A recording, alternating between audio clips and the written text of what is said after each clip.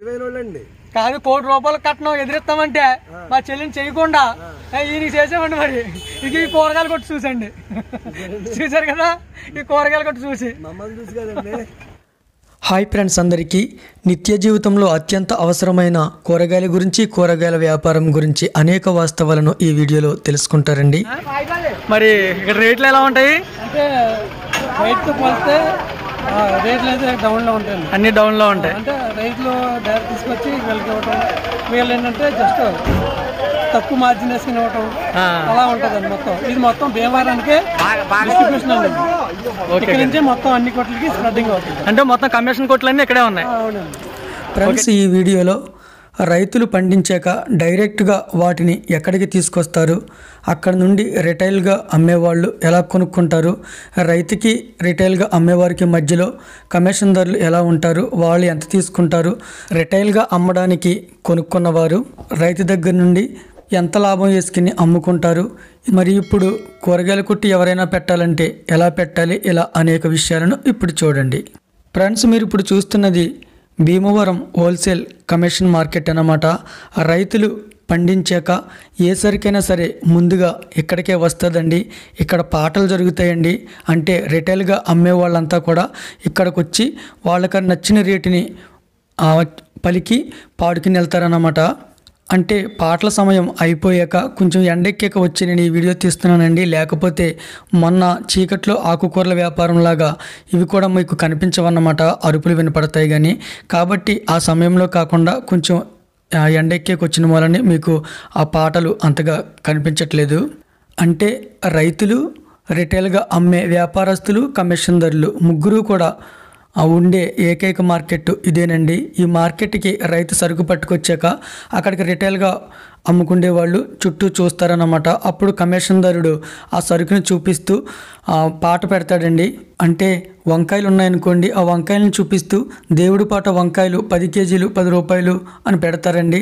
ఆ తర్వాత చుట్టూ ఉన్న వాళ్ళు మై ₹50, మై ₹100, మై $200 ఇలా పాడుకుంటారన్నమాట. వాళ్ళకి నచ్చిన దాన్ని బట్టి అప్పుడు మార్కెట్ని బట్టి రేటు పలుకుతారండి. అలా పాటలు అయిపోయాక ఆ సరుకుల్ని తీసుకుని రిటైల్గా అమ్మేవారు బళ్ళు మీద లేదా వాళ్ళ దుకాణాల దగ్గరికి పట్టుకెళ్ళి పేర్చుకుని అమ్మేసుకుంటారండి. మరి ఈ కమిషన్దారులు ఈ రైతులకు వాళ్ళ డబ్బులు వెంటనే ఇచ్చేసి పంపించేసి తరువాత వీళ్ళ కొట్టుల దగ్గరికి వచ్చి ఈ కమిషన్దారులు వాటిని వసూలు చేసుకుంటారన్నమాట. మరి ఇలా చేసినందుకు ఈ కమిషన్దారులు నూటికి ఇంచుమించు ₹10 రైతుకు ఇవ్వాల్సిన డబ్బుల్లో కట్ చేసుకుని కమిషన్ తీసుకుంటారన్నమాట. మరి భీమవరంలో ఈ హోల్సేల్ మార్కెట్ ఎక్కడంటే భీమవరం నుండి పాలకొల్లు వెళ్ళే రూట్లో వార్ బ్రిడ్జి దాటాక రిలయన్స్ పెట్రోల్ బంకు వెనకాల ఈ మార్కెట్ ఉంటుందండి. గతంలో అయితే ఈ హోల్సేల్ మార్కెట్ కూడా వార్ బ్రిడ్జి దిగువైన బుధవారం మార్కెట్లో ఉండేదండి. గత కొంతకాలం క్రితం ఈ మార్కెట్ని రిలయన్స్ పెట్రోల్ బంక్ వెనక్కి మార్చేశారన్నమాట. మరి ఆ విధంగా కొన్న తర్వాత రిటైల్గా ఎలా అమ్ముతారో ఇప్పుడు చూద్దామండి. ఇదిగండి మొదటిసారిగా మా సొంత బావగారు కొట్టు దగ్గరికి వెళ్ళి చూద్దాం. హాయ్ ఫ్రెండ్స్, ఇగో మా బావగారు కొట్టు దగ్గరికి వచ్చాము. ఇప్పుడు ఈయనైతే మా సొంత బావగారు. మరి రండి చూద్దాం కొట్టు దగ్గరికి. అవునండి అడిగా అండి బావగారు తక్కువలో కొనేసారండి బాబు, మామూలుగా ఉండదు, తెలివైన వాళ్ళండి. కాదు, ₹1,00,00,000 కట్నం ఎదిరిస్తామంటే మా చెల్లిని చేయకుండా ఈయనకి చేసామండి. మరి ఇక ఈ కూరగాయలు కొట్టి చూసండి, చూసారు కదా ఈ కూరగాయలు కొట్టి చూసి. మమ్మల్ని చూసి కదండి. మన వాళ్ళందరికీ హాయ్ చెప్పండి. హాయ్ అండి అందరూ. మరి మీకు ఎలా ఉంది కూరగాయలు కొట్టి పెట్టాక? ఏంటి, ఎన్ని సంవత్సరాలు అవుతుందో పెట్టి? నేను ఇంచుమించు 10 సంవత్సరాల నుంచి చేస్తున్నానండి. ఈ ఏరియాలో అయితే 16 సంవత్సరాలు దగ్గరకు వచ్చింది. పర్లేదు, మన దేవుడు కుటుంబాన్ని పోషించుకుంటాకే మనకి నష్టం లేదు. ఒకప్పుడైతే ఇంకా బాగుండేది. ఇప్పుడు ఈ కరోనా వచ్చిన నుంచి కొంచెం తగ్గింది, కానీ అయినా కానీ మనకి ఇబ్బంది అయితే లేదు. ఎందుకంటే మన కస్టమర్స్ మన దాని మీద మన వ్యాపారాలు బాగున్నాయండి, పర్లేదు. అది ఫ్రెండ్స్, మరి విన్నారు కదా మా బావగారు మాటలు. మా బావగారు చాలా ఓపికగా చేస్తారండి ఏదైనా సరే. రెండోది ఏంటంటే ఏదైనా సరే క్వాలిటీ మెయింటైన్ చేస్తారో. ప్రతి ఒక్కరితోటి కూడా చాలా గౌరవంగా మాట్లాడతారు. తెలుసున్న వాళ్ళైనా తెలియని వాళ్ళైనా ఎవరి దగ్గరైనా ఒకేలాగా మెయింటైన్ చేస్తారండి. కాబట్టి మా బావగారు కొంచెం నిలబడ్డారు. మరి ఈయనతో పాటు చాలా మంది షాపులు పెట్టారండి, కానీ వాళ్ళు సరిగా లేకపోవడం వల్ల తీసేయడం జరిగింది. మా బావగారు అన్నిటిలోనూ కరెక్ట్గా ఉండడం బట్టే ఈ షాప్ ఇలా నిలబెట్టారన్నమాట. గతంలో అయితే భీమవరానికి ఇది ఒక్కటే మార్కెట్ ఉండేదండి. ఇప్పుడైతే చాలా మార్కెట్లు అయిపోయినాయి, ఎక్కడ పడితే అక్కడ దుకాణాలు అయిపోయినాయి అన్నమాట. కాబట్టి కొనుక్కుండే వాళ్ళకి బాగుంది. దానికి తోడు చిన్న చిన్న వ్యాపారస్తులు కూడా మోటార్ సైకిల్పై ఈ కూరగాయల్ని ఇంటి వరకు పట్టుకెళ్ళి అమ్మడం మొదలుపెట్టారండి. కాబట్టి ఇదంతా కూడా కొనుక్కునే కస్టమర్లకు మాత్రం సులువయ్యిందండి. ఎందుకంటే ఇదివరకు కూరగాయలు కొనుక్కోవాలంటే అంతా కూడా ఒకే మార్కెట్కి రావాల్సి వచ్చేదండి. ఇప్పుడు అలా కాదు, ప్రతి వీధిలోనూ ఒక కొట్టు, ప్రతి చోట కొన్ని దుకాణాలు, ప్రతి ఇంటికి ఓ ద్విచక్ర వాహనము, ఇలా కూరగాయలు ఆకుకూరలు అమ్మేవాళ్ళు మన ఇంటి దగ్గరికే అన్నీ కూడా వచ్చేయడం జరుగుతుందన్నమాట. ఇప్పుడు ఇంకా ఈ వ్యాపారం కొత్తవారు చేయొచ్చా అంటే ఎవరైనా చేసుకోవచ్చండి. ఇదేమీ బ్రహ్మ విద్య కాదు. హోల్సేల్ మార్కెట్కి వెళ్ళి 4 రోజులు అన్నీ చూస్తే మనకి అర్థమైపోతాయి అన్నమాట. కాబట్టి ఎవరైనా చేసుకోవచ్చు. ఇంకా ఈ వ్యాపారంలో ఎవరైనా తీసుకుంటారో, ఎవరు సంపాదిస్తారు, ఎవరు బాగుపడతారంటే అది చెప్పలేమండి. గతంలో అయితే కొంచెం మత వ్యాపారం కింద ఉండేది, కానీ ఇప్పుడు ఎక్కడికక్కడే దుకాణాలు వచ్చేసినాయి, అంత పబ్లిక్ అయింది. కాబట్టి అంత మదగగా ఎక్కువ రేట్లు అమ్మేసి బాగుపడిపోయి సంపాదించేసేది ఏమీ ఉండదండి. కాకపోతే మనం ఓపికగా ఎదురు చూస్తే ఆకుకూరల వ్యాపారం మీద కొంచెం కూరగాయల వ్యాపారం బెటర్ అని చెప్పొచ్చు అన్నమాట. ఇంకా ఈ వ్యాపారస్తులు ఈ కూరగాయలని ఏ రేట్లకు కొంటారో, కేజీకి ఎంత వేసుకుని అమ్ముతారంటే అది ఖచ్చితంగా చెప్పలేమండి. అప్పటి పరిస్థితులను బట్టే ఆ కూరగాయలను బట్టి నిర్ణయం తీసుకుని అమ్ముతూ ఉంటారన్నమాట.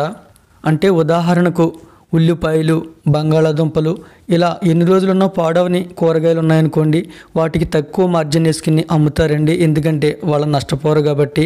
కానీ వంకాయలు, బీరకాయలు ఇలాంటి వాటికి మాత్రం ఎక్కువ మార్జిన్ వేసుకుని అమ్మవలసి వస్తుందండి. ఎందుకంటే అవి తొందరగా పాడైపోతాయి కాబట్టి. ఒక్కొక్కసారి కొన్ని రకాల కూరగాయలని హోల్సేల్ మార్కెట్ కంట వీళ్ళు చాలా ఎక్కువ రేటు అమ్ముతున్నారని మనకి అనిపిస్తుందండి. కానీ కొన్ని రకాలు అలా అమ్మకపోతే వీళ్ళకి లాస్ వస్తుంది అన్నమాట. ఇప్పుడు ఈ కొట్టు చూడండి, ఈ కొట్టుని ఎప్పుడు కూడా ఇలా తాజాగా ఉంటేనే కొనుక్కునేవారు వచ్చి తీసుకుంటారండి. మరి ఇలా తాజాగా ఉండాలంటే ప్రతిరోజు కూడా తాజాగా కూరగాయలు తెచ్చి ఈ కొట్టు పైన పేర్చాలి. మరి అలా పేర్చాలంటే మరి ఏ రోజుకు ఆ రోజు ఈ కూరగాయలన్నీ అయిపోతాయా? అవ్వవు కదా. మరి 2 రోజులు ఉంటే ఇవేమో అంత ఫ్రెష్గా కనిపించవు. కాబట్టి ఆ సరుకుని మళ్ళీ ఏ రోజుకు ఆ రోజు కొంచెం వాడినవన్నీ తీసేయాలి. వీళ్ళ కొన్నదానికంటే కూడా, అంటే ఇప్పుడు 10 కేజీలు వీళ్ళు 100 రూపాయలకు కొంటే 50 రూపాయలకో 40 రూపాయలకో ఏ హోటల్ వాళ్ళకో లేకపోతే ఏ ఇంకొకరికో బాగా చవకగా ఇచ్చేవలసి వస్తుంది. వీళ్ళు వేసుకున్న లాభం అందులో పోతూ ఉంటుంది అన్నమాట.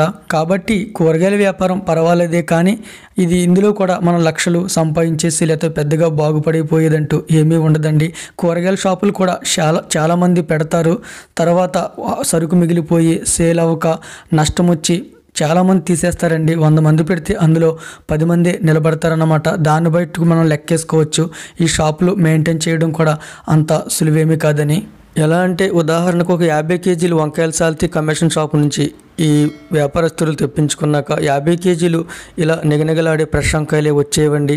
ఆ బ్యాగ్ అడుగున కొంచెం చెత్త వస్తుంది, ఇందులో కొన్ని పుచ్చులు వస్తాయి, ఇంకా కొన్ని వంకాయలు అమ్మగా మిగిలిపోతాయి. ఈ లాస్ అంతా కూడా వాళ్ళు వేసుకునే లాభంలో సరిపోద్ది అన్నమాట. ఇక్కడ సీత కష్టాలు సీతవి, పీత కష్టాలు పీతవన్నట్లుగా ఈ వ్యాపారస్తులంతా కూడా ఎవరికి తగ్గ ఆటుపోట్లు వాళ్ళు భరించవలసిందేనండి.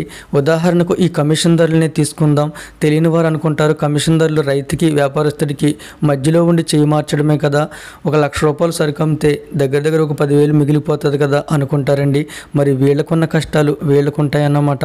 ఎలా అంటే పాటలవగానే రైతుకి కమిషన్దారుడు డబ్బులు ఇచ్చి పంపించేస్తాడండి.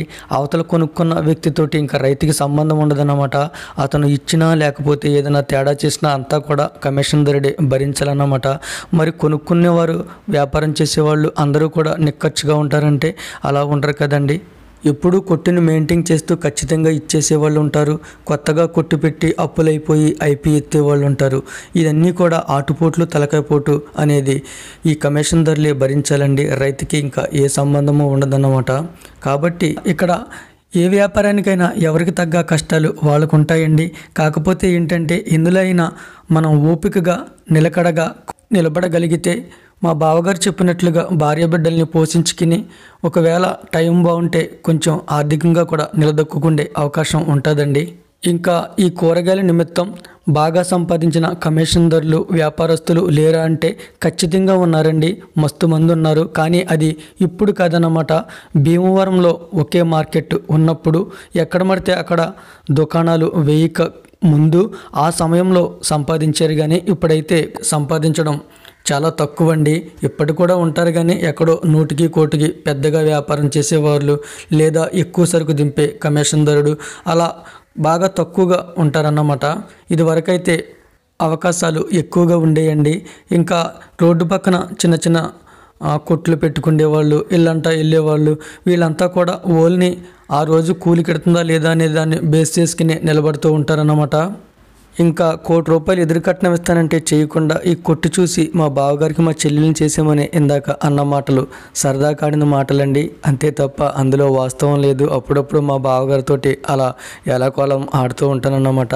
ఆయనేమో మాతో ఆ రోజులో నాకు చాలా కట్నం వచ్చును, చాలా చౌకగా కొనేసారు మీరు అని ఆయన అంటారు. నేనేమో మా చెల్లి అనవసరంగా మీ మాయలో పడిపోయింది, మా చెల్లి అందచందాలకి ₹1,00,00,000 కట్నం ఇచ్చేవాళ్ళు, కారులో తిప్పేవాళ్ళు చేసుకుందరు అని నేను. ఇద్దరిని మా బావ నేను కూడా ఒకరినొకరు ఏలాకోలలో ఆడుకుంటూ ఉంటామండి. కానీ వాస్తవం చెప్పాలంటే మా బావగారికి మా చెల్లి దొరకడం ఎంత అదృష్టమో మా చెల్లికి మా బావగారు దొరకడం కూడా అంతే అదృష్టం అండి. ఇద్దరు కూడా చాలా ఆప్యాయంగా ప్రేమగా కలిసి ఉంటారండి. ఇద్దరిది కూడా మా జంటలాగే సేమ్ మనసులు కలిసిన చూడచక్కటి జంట అండి మా బావ మా చెల్లిది కూడా. ఓకేనండి, మరి ఈరోజు కూరగాయల వ్యాపారస్తుల గురించి కమిషన్దారుల గురించి వీడియో చేశానండి. అలాగే తొందరలో ఈ కూరగాయలు పండించే రైతుల గురించి కూడా ఒక వీడియో చేస్తాను చూడండి. ఎందుకంటే ఇంకా వ్యాపారస్తుల కంటే ఈ కూరగాయలు పండించే రైతుల కష్టాలైతే అసలు మాటల్లో చెప్పలేమన్నమాట. కాబట్టి ఆ వీడియో కూడా మీరు చూద్దరు. కానీ మరి ఈ వీడియో ఎలా అనిపించింది అనేది కామెంట్ రూపంలో తెలియజేయండి. వీడియో నచ్చితే ఒక లైక్ చేయండి. ఇంతవరకు మన ఛానల్ని సబ్స్క్రైబ్ చేయకపోతే సబ్స్క్రైబ్ చేసి ప్రోత్సహించండి. థ్యాంక్ యూ అండి. Thank you so much for watching. మీ ప్రేమ గాయకుడు జ్యోతి.